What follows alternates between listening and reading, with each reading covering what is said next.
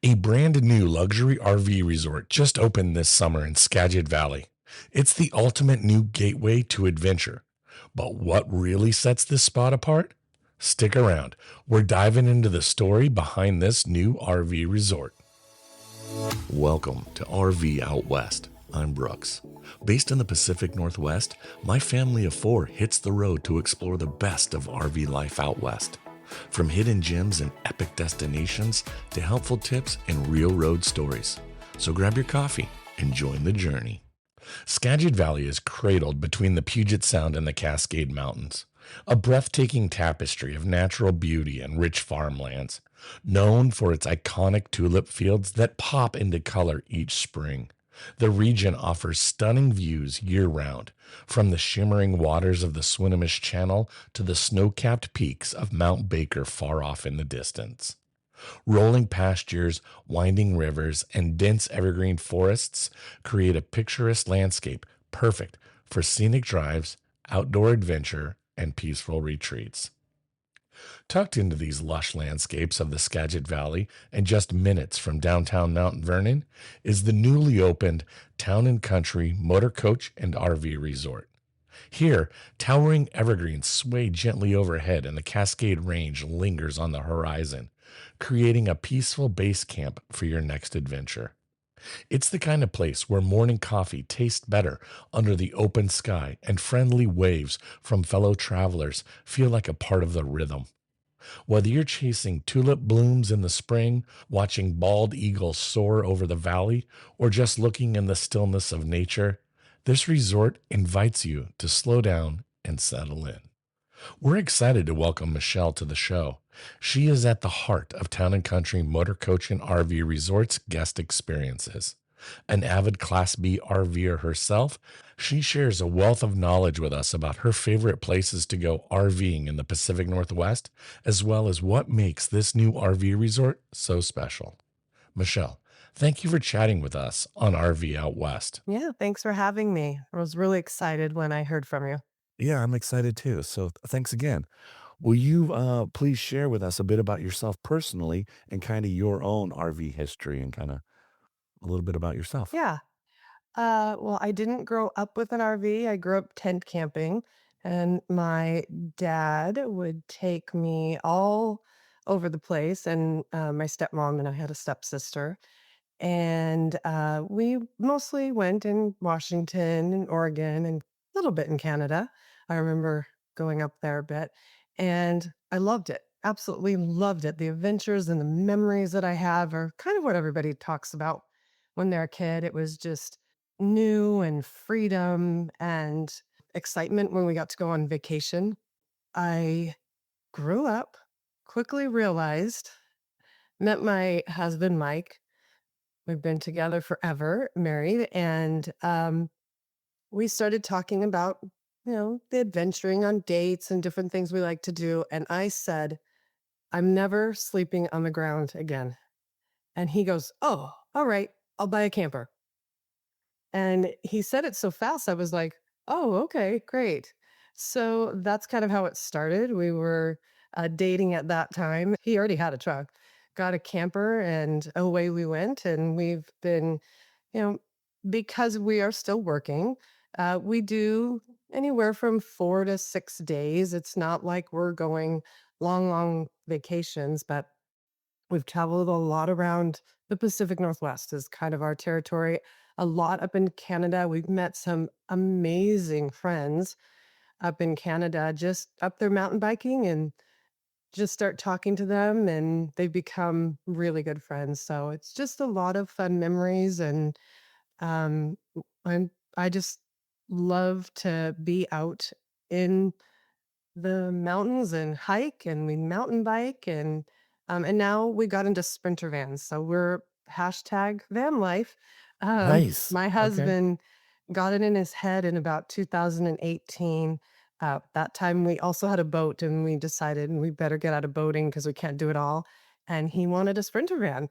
And he started researching. And the next thing you know, we had a empty sprinter van and he built it out. And now we're on our second one. We just bought a 2024 and it is empty. Now there's wiring and we're gonna build that out together. He mostly does it. I help him a little bit, but he's the guy. He can do anything. So it's been really fun. And with the Sprinter van, just go anywhere. That is amazing. That is so much fun. Where's been a couple of your guys' favorite places to go in the Pacific Northwest? Um, well, one of my favorite places is on Lopez Island, and it's called Spencer Spit. Okay.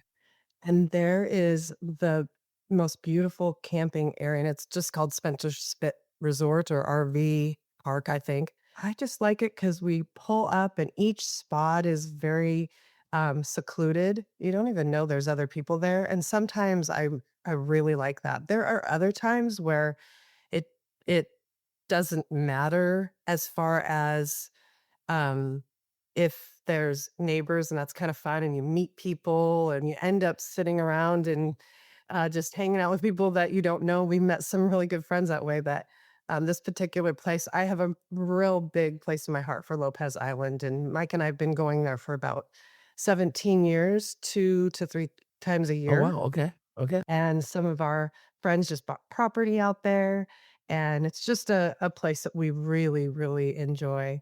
Icicle River Campground, and, Outside of Leavenworth. I graduated high school in Wenatchee, Okay. and so, I go back there, and we like to kind of stop along the way sometimes, and of course, we've stayed in near Wenatchee. The other one that was really interesting was Wish Push Campground. It's out on the peninsula. We've done wine tasting in Yakima and soccer tournaments, and we've found campgrounds there. For me, as long as it's safe, great place to rest my head and somewhere to have fun, then it's a place for me. And we have always had a blast no matter where we land. That is so wonderful. There's also a place called, a couple places called Cold Springs. That one is in Penticton. Okay. So we used to do a soccer tournament in Penticton. It's a really cute campground. It's kind of for everybody. It's got a little bit of everything. And we've spent a fair amount of time. There was a time where we did the soccer tournament Circuit. thing. Yep. Yeah, totally. That's one of the places in Canada that we went. And then Kamloops area is really beautiful if anybody gets up there. Okay. There's a whole bunch of different places. One of them is called Paul Lake, which is really neat. Okay. But and Kamloops is easy to get to, and along the way, there's tons of things to do. Wonderful. Well, thank you for sharing some of your favorite spots to go to. That's really some of those I'm gonna have to go check out. I'm not familiar with the Yeah, place out on and Lopez. That sounds cool. yeah, Lopez is wonderful. For me, I've been in Bellingham for 35 years. I came up here to go to college at Western, Nice. and I think you'll hear this a lot. I just never left. Like, a lot of people come to Bellingham and say, "I never left." I'm a deep-rooted person, and I feel those roots very deeply in Bellingham and love this area, and Skagit County and Whatcom County are really near and dear to my heart, and it all happened when I was 18, and I came up and I was like, "This is amazing. Yep. I love it." Same thing. I well, not kinda. I went to Western and left because I had the big city dream. So I was like, I'm moving to Yeah. Seattle and I'm out of here. And then I just spent all this time going, why did I do that? I should go back. I spent a decade away. And then my wife and I moved back kind of home. She's not from here, but I am. And so we came back in 2010 and I was trying to get us settled in Bellingham and we just couldn't make it happen. So yeah, I love Bellingham. Anyway, I want to hear a little bit about town and country. So, can you share with us what's kind of the origin story? Like, what was the inspiration for opening this RV campground in Skagit County? Was there like a light bulb moment, or kind of how did that happen? What's the origin story there? Yeah, well, the story that I know from the owner and the general Hmm.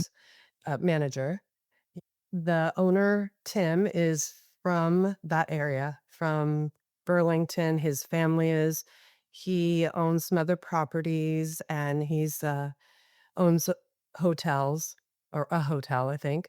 And he had this property for a very long time and wasn't sure exactly how he was going to make it happen. And over the last 10 years, he did a lot of market research. And in his mind, what he told me is he knows and has always known that Mount Vernon is a hub to the rest of the Pacific Northwest. And the way he saw that was not a stopover, but a place for people to gather and then go out to all the places that you and I know so well from this area. He is such a visionary. It's really quite astonishing. And when he has those visions and has the ideas, and he has people working for him that he knows can help put those into place, which he's done over the 10 years. I've worked for him for 4 months, 5 months, and I'm really seeing how it works. And when he has these visions and these ideas and he says, "Help me and let's get this done," we do. And it's really exciting. And that's one of the things. He had this property. It's 8/10 of a mile long. It's 30 acres. So it's very long, but kind of not too wide. He, thought of all the different things he could do with it. There were so many things you can do: apartments, hotels, restaurants, anything. But he really had this vision of this RV resort where people could come and adventure from there and come back with this clubhouse. The clubhouse is 10,000 square feet and it was designed by Dave Christensen, the architect. And even if you're never going to stay at this RV resort, you have to come see this clubhouse. And being in there and walking in and seeing it you just can't even imagine what they've done in there. And not only visually, but the sound systems and the restaurant, the patio bar and restaurant. And there's a 12 by 24 relaxation pool, jacuzzi, a regular sized jacuzzi. There are pickleball courts. There are places to run the dogs. And his vision was to have people come there and then have us, which we've been doing, helping people, even though there's Google Maps and there's Apple Maps and all of that stuff, people still love a human contact. And the customer service, that's a big part of what I do, is make that happen. And we just have people who are helping someone come up to the front desk and help them make plans. Have you driven Chuckanut? Have you been to the San Juan Islands? And here's all these new things and hikes and bike rides. And that was his vision. And it's growing and growing and growing. And every person that comes in says, "This is perfect. My family lives in Bellingham. I can go see them. My other family lives in Mount Vernon, and I'm going to go hiking with them." And it has become that hub. And it happened like overnight when we opened. All of a sudden, everybody's talking about it and coming in and saying, "This is just the perfect location." And there's more to come for sure. What's been kind of the biggest challenge in just opening a brand new RV resort and getting everything off the ground from kind of idea to opening day? Yeah, well, I think anybody that you ask that's worked there for the last couple of years would be very different from what I'm going to say. What I hear from them is just regular building construction.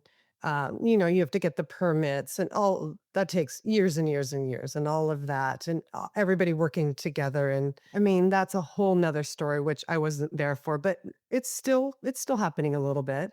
For me, I was hired as the director of guest services and events, and I am helping, well, pretty much putting together all of the systems. When I walked in, I realized, oh, they've been so focused in on the projects that now, oh, wait a minute, there's nobody hired anybody for the front desk. We need housekeeping, we need groundskeepers, we need security, and we have all that now. And so I just jumped right in and I'm having an absolute blast putting it all together. And every day I think, oh, wait a minute, we need that now. And I've been in the customer service, HR, it's hard to explain. I've kind of done it a big umbrella of things throughout my life. For me, my main goal is making the customer service absolutely seamless, and that's where we're at. and training everybody at the front desk. Even if somebody had started yesterday, you're not gonna know that. It's just when you walk in, you are the most important person, and we're gonna help you with everything that you need, and if we don't have it there, we'll help you find it. Well, let's get into a couple of just quick or not quick, but let's get into some nuts and bolts about the campground. So you had mentioned there, I believe you said there was 168 sites. 165. 160. So tell us kind of some of the details. Are they all 165 like concrete pads and kind of give me the lowdown on all of that and then share any other unique features you tell me about Okay. Well, they are all concrete pads. There are 3 rows, and 2 of those rows are 83 feet long, so they're pull-throughs. And one of the things that Tim thought about is either you can face north or south, whichever way you want the sun in the morning or the evening, because he put the hookups on both ends of the site. Each site has 2 hookups, and people are absolutely thrilled about that, especially if you come with a friend and you wanna face them, and they can go one way and you can go the other, or depending on what sun you want. The Everything is very easily accessible. He made the design of it the way you come in and pull through on either side. Plenty of room for as long of RV as you have with the trailer. Like I said, it's 83 or 84 feet long, so there's plenty of room. And then the 3rd row on that south end is, back-ins, and it backs up into, kind of a green space behind. And those range between 35 and 45, and there is grasscrete, which is I think a lot of people know what that is, but you can so your tires don't go on them, but your RV can pull over, which makes you have an extra 5 feet or so, and I thought that was really thoughtful of them. So a lot of the back ends have that extra bit of space. Great hookups, and there's Wi-Fi. Okay. Each site has its own Wi-Fi. People have said it's the best Wi-Fi they've ever had at any RV park. So you're not sharing it. The busier it gets, you don't lose your Wi-Fi. It's just your site has your Wi-Fi on it. That is And pretty then, of unique. course yeah, it's pretty amazing. Electricity, sewer, water.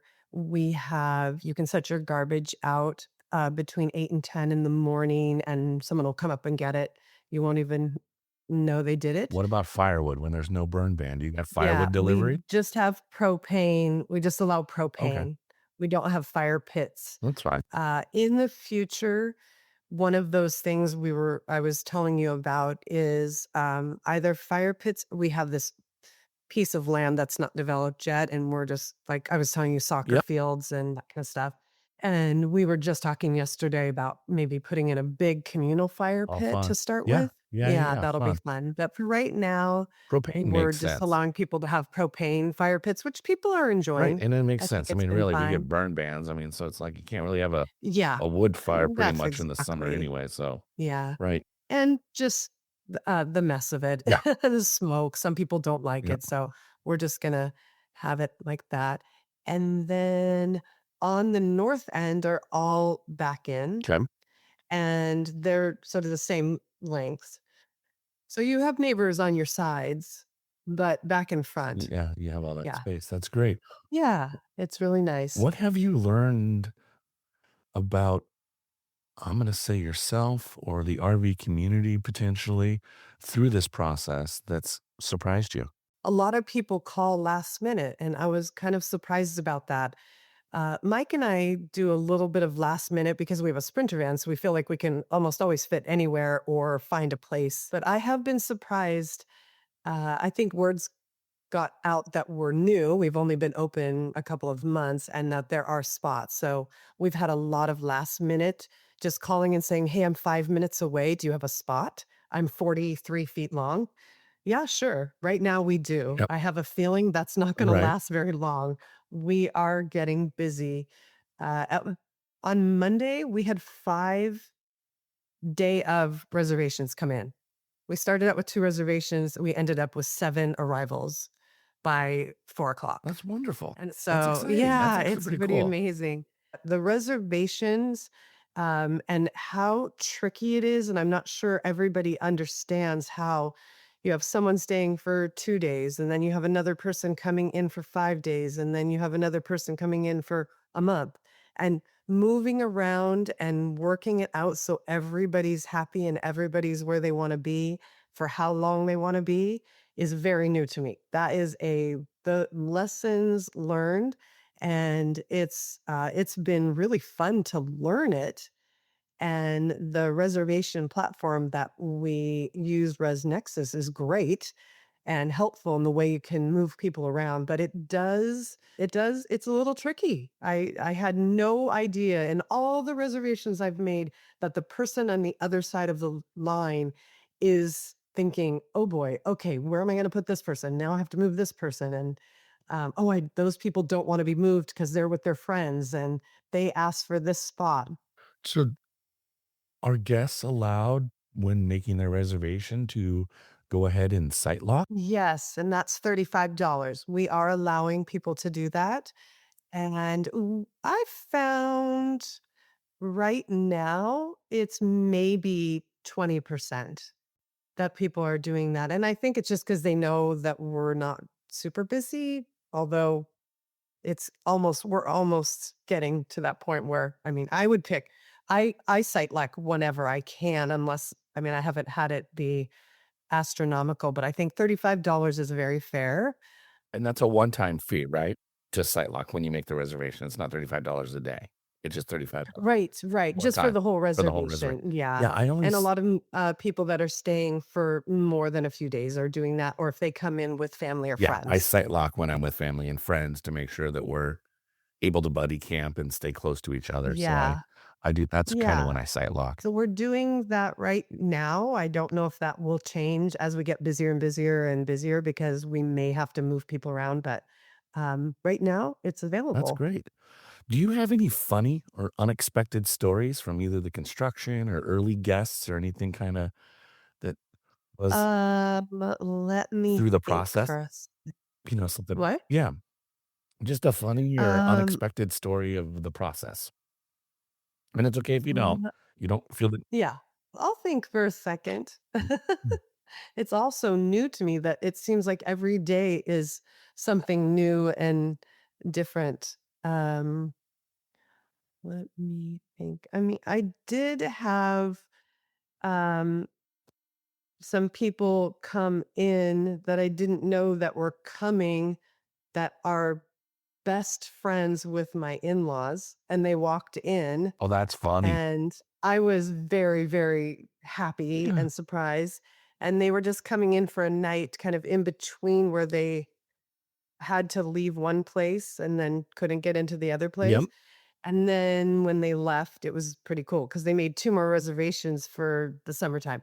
So, they're back again yesterday, and they're staying for a week or so, and then they decided they just love it so much, they're gonna come back in August for a couple weeks. That's So, great. that was fun to see Yeah, that's them, fun. and, um, but I love those I unexpected. think every day is an adventure there. Well, let me ask you this then. What kind of experience are you hoping campers will have when they stay at Town and Country Motorhome RV Resort? I want them first to feel completely welcome and taken care of, and then I want them to be able to just relax. Even if they are going out on trips and doing all the things that they wanna do, I want them to feel just relaxed and have fun and be able to use the clubhouse and come up for dinner. We do have happy hour at 4 to 7. It's really fun. The restaurant and the patio bar are absolutely gorgeous. And just be that feeling of knowing that they can relax. We've got great security. Everything is just taken care of for them. I hope that they walk away as they're leaving. They think to themselves, I can't wait to come back. That's great. Quick question of the patio bar. My liver perked up when you said that. Can I bring my kids with me to sit on the patio, or is it a 21 plus patio? Absolutely.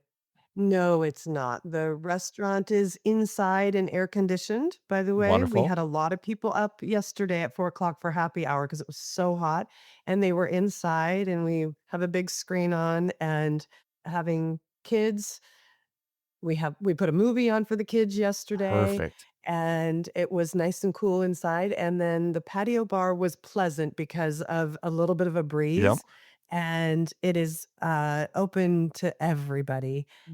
We have a full, bar and menu, so, lunch and dinner Wednesday through Saturday, and, we are closed Monday and Tuesdays for the bar and restaurant, and we do have a full liquor license, so we have mixed drinks, cider, beer, wine, all the All of things, it. and non-alcoholic Yeah, of drinks as course. well. And then, we have a breakfast buffet Okay. that is wonderful. That sounds really good.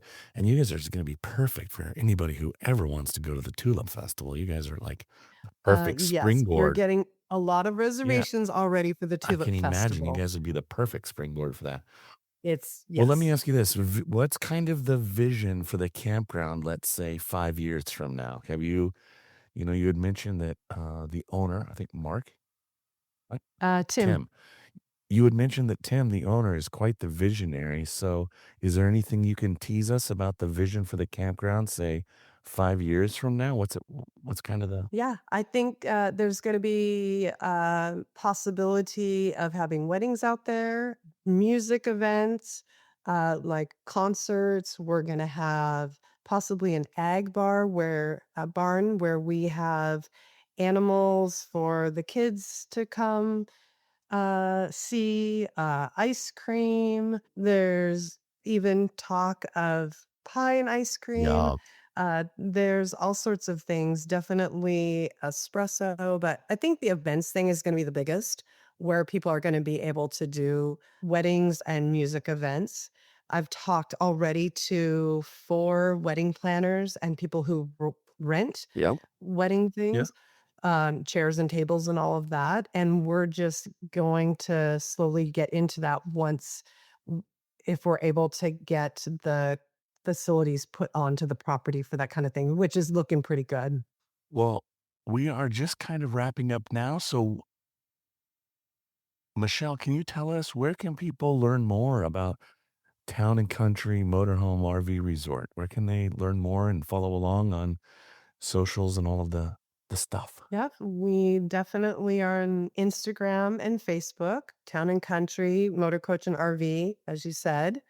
And we have a beautiful website, and there are lots of pictures of what we've been talking about, the clubhouse, the sites.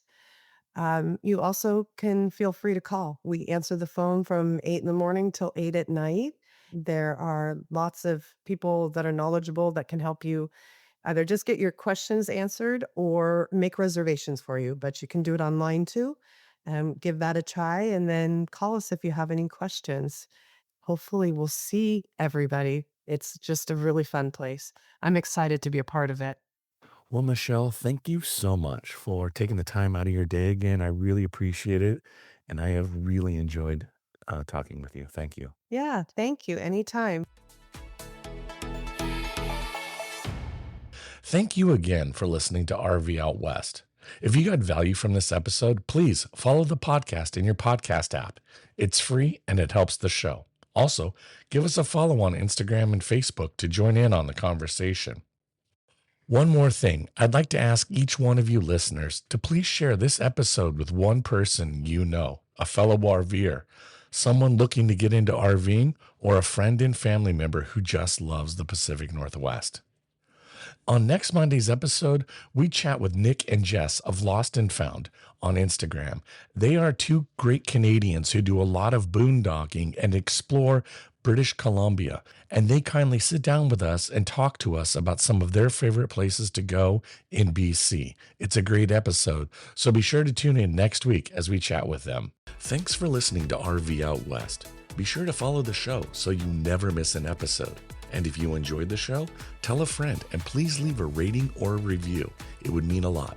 Special thanks to Scott Home Music for our intro song, We Are One. Follow us on Instagram and Facebook to join in on the conversation. Now, get out there, Explore and go see what's beyond the horizon.